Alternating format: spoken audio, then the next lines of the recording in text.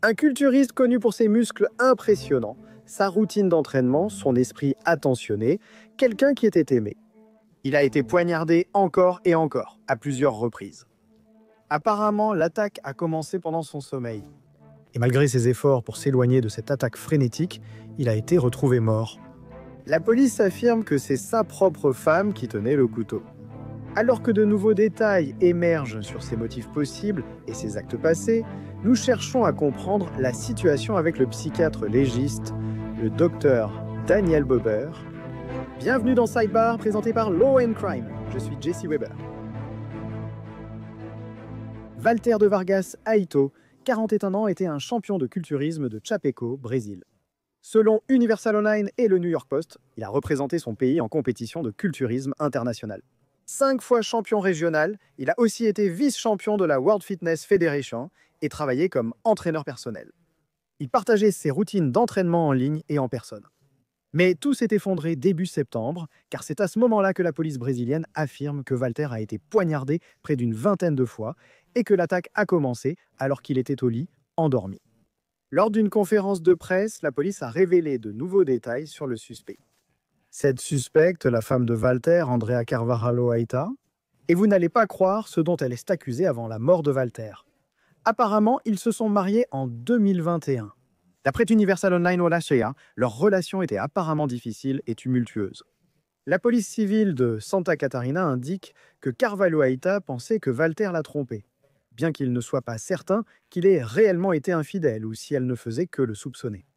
Une amie de Walter, Camille, a confié à Notre-Dame, mais avoir été surprise par l'annonce de sa mort, non seulement en raison de la gravité du crime, mais aussi parce qu'il affirmait être célibataire. La police rapporte que le 7 septembre, Walter dormait chez lui avec sa femme quand elle aurait commencé à le poignarder à plusieurs reprises avec un grand couteau, selon le New York Post et Globo. Lors de la conférence de presse, la police a indiqué que des voisins avaient entendu des appels à l'aide, l'un d'eux rapportant « Mon Dieu, pourquoi fais-tu ça ?» Ceci selon un reportage de Notre-Dame. Mais maintenant, Universal Online rapporte qu'au moins une voisine aurait affirmé avoir vu Walter sortir en titubant de son appartement dans le couloir, apparemment nu et ensanglanté, et qu'elle a vu cela à travers son judas. Selon le New York Post et Notre-Dame, mais là encore, les enquêteurs indiquent que Walter a reçu 21 coups de couteau et présenté des blessures au visage, tête, cou, bras, jambes, poitrine et abdomen. Lorsqu'il s'est levé du lit pour tenter de s'échapper, le New York Post a rapporté que la police pense que sa femme l'a suivi, continuant à le frapper, avec une traînée massive de sang menant jusqu'au couloir. Walter a été retrouvé mort dans une cage d'escalier près de l'entrée de l'immeuble. C'est ce qu'indiquent plusieurs médias brésiliens. Sa femme, Carvalho Aita, a été hospitalisée pour des blessures au doigt, à la tête et au bras gauche. Selon le tribunal de justice de Santa Catarina, elle a été arrêtée à sa sortie. Situation très brutale. Je souhaite des précisions sur cette affaire et la bienvenue au psychiatre légiste, Dr Daniel Bober, dans l'émission. Dr Bober, merci d'être venu. Je vous suis reconnaissant. Nous allons aborder les détails de ces accusations. Mais si elle a vraiment fait cela, ou plus généralement, la nature brutale de cette attaque, qu'est-ce que cela vous indique psychologiquement sur ce qui pourrait se passer ici? C'est une histoire connue, Jesse. On pense à des cas comme Orenthal James Simpson ou Jodi Arias. On retrouve un schéma familier, non? De suspicion et d'insécurité, ce qui mène à cette surveillance et ce contrôle obsessionnel. Et puis enfin, des menaces et de l'intimidation. Si jamais je te vois avec quelqu'un, si jamais tu me trahis, escalade, planification, obtention d'une arme, obsession et enfin, violence létale. C'est donc une histoire malheureusement très courante dans la société, celle de la jalousie pathologique. Maintenant, tu as soulevé un point intéressant. A-t-il réellement commis une infidélité? Finalement, ce n'est pas essentiel au diagnostic. Habituellement, le diagnostic est associé à un trouble délirant, mais chaque fois que la focalisation est irrationnelle, excessive, disproportionnée, extrême, on passe de la jalousie qui est une réaction appropriée si tu crois que ton partenaire te trompe. Alors cela devient pathologique, c'est irrationnel, c'est excessif, c'est disproportionné et cela entraîne des comportements extrêmes, comme dans ce cas.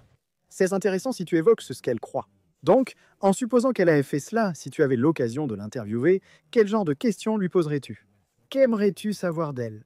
Je voudrais savoir, premièrement, si elle a des antécédents de maladie mentale. Je voudrais savoir si elle consomme des substances. Je voudrais savoir quelles sont ses preuves pour expliquer pourquoi il a été infidèle. Je voudrais la confronter.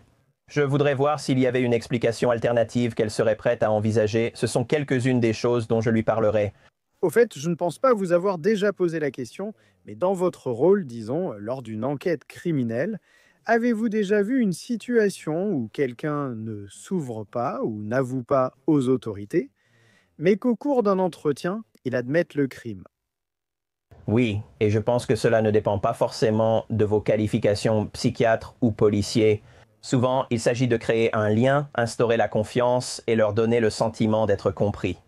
Ils sont bien plus enclins à s'ouvrir à vous dans ces circonstances. Je vais parler des preuves dans cette affaire. Je souhaite évoquer certaines preuves numériques trouvées par la police civile. Selon Universal Online, les enquêteurs auraient apparemment trouvé des messages entre le couple dans lesquels cette épouse avait menacé de tuer son mari, allant même jusqu'à inclure des émojis de couteau dans certains des textos. Médecin, mais rapporte qu'il y avait également des enregistrements audio où elle aurait déclaré que Walter, je cite, paierait pour ce qu'il lui faisait. Elle aurait aussi envoyé des photos de Walter dormant, ce qui renforce l'idée qu'il était constamment surveillé. La police civile a également allégué qu'elle avait percé des trous dans les murs de l'appartement pour l'observer, pour voir ce que Walter faisait. Docteur Bobert, si cela est vrai et que nous parlons d'un comportement qui s'est aggravé et qui, selon les allégations, a abouti à cette attaque brutale, qu'est-ce que cela vous dit? Encore une fois, il y a surveillance obsessionnelle et rumination. Nous avons de la possessivité et une peur de l'abandon, ce qui est souvent un signe d'insécurité profonde. Et très souvent, plus l'attachement est intense, plus la réaction est agressive. Donc, dans ce type de relation, et nous en avons probablement entendu parler même à travers nos amis, qui sont très intenses, elles ont souvent tendance à être très instables. Et ce sont celles qui ont la fâcheuse tendance à aboutir à la violence. Donc, nous avons ce cycle de contrôle par la menace où tout commence par l'anxiété, ces fantasmes de trahison, puis finalement, cela passe de l'anxiété et de l'insécurité aux menaces de punition. Et vous avez ces signes avant-coureurs de passage à l'acte, comme la lettre qu'il a écrite disant « Si jamais il m'arrive quelque chose, voici la personne qui en est responsable ».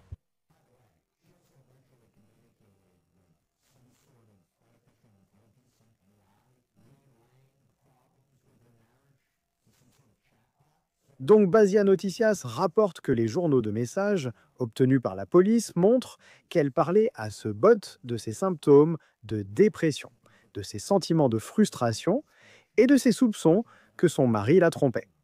Vous savez, docteur Bobert, nous avons déjà parlé ici sur Sidebar de l'intelligence artificielle et de la façon dont les gens se sentent à l'aise de poser des questions à ce chatbot et de lui confier des informations personnelles, presque comme s'il s'agissait d'un ami. Êtes-vous surpris d'entendre cela? Je ne le suis pas actuellement, ce qui m'inquiète beaucoup. Je répète souvent, l'intelligence artificielle n'est ni votre ami, ni votre thérapeute. Or, l'intelligence artificielle n'agit pas avec intention, car l'intelligence artificielle est simplement un modèle de prédiction linguistique. Elle vise le renforcement, l'engagement social et le maintien de la conversation. Donc, si vous comptez sur l'intelligence artificielle pour des conseils, vous faites une énorme erreur. Ceci peut évidemment servir de preuve incriminante, non? Je pense que cela revient de plus en plus. Ce que vous y mettez, c'est similaire aux recherches Google qui peuvent ressortir dans une affaire criminelle et vraiment nuire à quelqu'un. Maintenant, malgré les blessures graves de Walter, la police civile a déclaré que cette femme avait admis l'avoir poignardé. Elle affirme que ce n'était que 3 fois, selon le New York Post, et dit avoir agi en légitime défense. Elle affirme qu'il avait le couteau en premier, mais qu'elle a réussi à le lui prendre. Je vais vous dire, les autorités n'y croyaient pas. Docteur Bobert, laissez-moi vous demander, les cas de légitime défense ou de violence domestique, nous en avons déjà vu. Quels éléments vérifieriez-vous pour établir s'il s'agit vraiment d'une légitime défense? Écoutez, je n'y crois pas non plus. Il faut examiner les preuves matérielles, il faut prendre en compte le fait qu'il semble y avoir eu une montée en tension, un crescendo si vous voulez, et cela ne le prouve pas nécessairement de façon définitive. Mais encore une fois, du moins aux États-Unis, on parle de l'absence de doute raisonnable. Donc, il est certain qu'une équipe de défense essaierait de présenter une théorie alternative. Mais étant donné l'obsession à percer des trous dans le mur et à l'observer, l'envoi de messages avec des émojis de couteau, tout cela serait extrêmement difficile à surmonter. Je veux parler de cette lettre que vous avez mentionnée plus tôt, parce qu'il semble que Walter était conscient que sa femme pouvait lui causer beaucoup de tort. Le Poste a rapporté qu'il lui avait dit vouloir écrire une lettre expliquant que si on le retrouvait mort, c'était sa femme la responsable. Apparemment, Chauncey, la police n'a pas trouvé une telle lettre. Mais si c'est vrai et que vous parlez de quelqu'un qui a conscience de ce qui pourrait lui arriver, qu'est-ce que cela vous dit?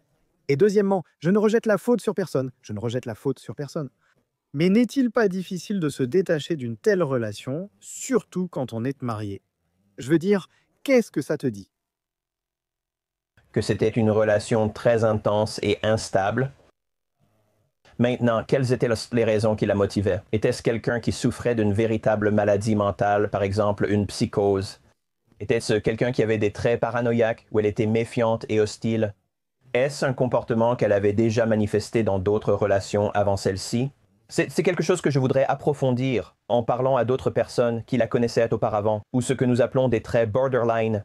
Encore une fois, l'instabilité émotionnelle, la peur de l'abandon et la pensée binaire apparaissent. Passer brusquement de l'idéalisation à la dévalorisation, ce sont tous ce qu'on appelle des traits borderline et ils ont tendance à avoir des relations très intenses, instables et labiles. Y a-t-il un moyen de raisonner avec une personne comme ça? Encore une fois, en supposant que tout cela soit vrai, si vous êtes dans une situation où votre interlocutrice est cette femme, comment raisonner avec une personne comme ça? Je veux dire, je pense que c'est quelqu'un qui a besoin d'une aide professionnelle, mais il existe différents types de thérapies. Par exemple, pour un trouble borderline, la thérapie comportementale dialectique peut aider, tout comme les médicaments. Mais c'est sans doute un problème déjà présent avant la relation que son partenaire ne savait pas gérer. Elle aurait pu obtenir de l'aide professionnelle, mais malheureusement, cela n'a pas eu lieu. Maintenant, je vais dire dans un rebondissement choquant. D'accord, apparemment ce n'est pas la première fois que cette femme, Andrea Carvalho Aita, a été accusée d'un crime très grave. Les médias locaux indiquent qu'elle a été condamnée pour tentative de vol avec violence à 18 ans de prison. Apparemment, elle a fait appel de cette condamnation. Elle a été confirmée en 2023. Cependant, la durée de la peine a été réduite à 15 ans. À la fin de la procédure d'appel, les autorités n'ont pas pu la retrouver. Elle avait un mandat d'arrêt actif lorsqu'elle a été placée en garde à vue pour le meurtre de Voltaire. Selon NDMAS, si elle est reconnue coupable, elle risque entre 12 et 30 ans de prison. Et il semble que cela s'ajoute aux 15 ans qu'elle était censée purger pour la condamnation pour vol. Cela ajoute une toute autre dimension, Dr Bobert, n'est-ce pas? En effet, vous savez, maintenant nous parlons de quelqu'un qui est passé entre les mailles du filet des forces de l'ordre. Et comme vous l'avez dit, cela apporte un tout autre élément à l'affaire. Est-ce une personne aux traits antisociaux, violant souvent les droits d'autrui, manipulant sans remords, froide, rusée, méthodique? Cela apporte donc un nouvel élément à l'affaire. La mère de Voltaire s'est entretenue avec NDMAS, disant que cette femme, Caravalho Aita, avait déclaré qu'elle devait épouser son fils. Elle devait épouser Walter et la menacer de mort. Elle se rappelait son fils comme attentionné. Nous avons installé une salle de sport chez nous pour qu'il fasse de la musculation. C'était un garçon simple et au grand cœur. Docteur, nous n'oublions jamais la famille et les amis qui restent après un meurtre présumé, n'est-ce pas? À quoi ressemble cette perte pour cette famille, pour cette mère, et quel sera leur parcours?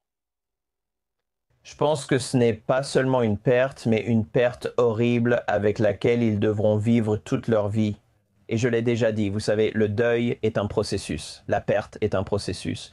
Ce n'est pas quelque chose qu'on oublie un jour, c'est quelque chose avec lequel on apprend à vivre. Et cela devient une nouvelle normalité pour la famille. Et j'espère qu'il y a d'autres choses dans leur vie où ils peuvent trouver de la joie, parce que c'est évidemment horrible. Ce processus judiciaire qui se déroule, est-ce que cela ne fait que compliquer les choses pour eux? Est-ce que cela ne fait qu'empirer la situation? Est-ce que cela amplifie ses sentiments?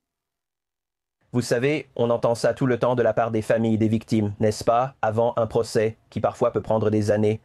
Elles ne trouvent que jamais la paix tant qu'il n'y a pas de justice, tant que tout n'est pas résolu. Elles ont beaucoup de mal à reprendre le cours de leur vie. Comme je l'ai dit, ça ne redevient jamais vraiment comme avant, mais c'est plus facile quand ce processus s'arrête. Au fait, je ne connais pas parfaitement la loi au Brésil concernant la défense pour raison de santé mentale, mais en supposant que cela se soit produit aux États-Unis, d'après ce nombre limité de faits que nous avons exposés, les allégations que nous avons présentées, y aurait-il une éventuelle défense pour raison de santé mentale que vous envisageriez ici? Vous savez, je suppose qu'un avocat de la défense pourrait faire appel à un expert comme moi et essayer de dire qu'elle a eu une sorte de réaction émotionnelle extrême. Mais le problème pour eux sera tout ce qui a précédé cet événement. Les messages, menaces et surveillance laissent penser que tout était bien planifié et prémédité. Ils pourraient dire qu'elle souffrait d'une psychose, était délirante et avait des croyances erronées. Mais ce sera une tâche très difficile pour une stratégie de défense basée sur la folie. Je suis d'accord. Docteur Daniel Bober, merci beaucoup d'avoir pris le temps. Merci Jesse. Et c'est tout ce que nous avons pour vous pour l'instant ici sur Sidebar. Tout le monde. Merci beaucoup de nous avoir rejoints. Abonnez-vous sur YouTube, Apple Podcasts, Spotify, où vous écoutez vos podcasts, et suivez-moi sur X ou Instagram. Je suis Jesse Weber. Je vous retrouve la prochaine fois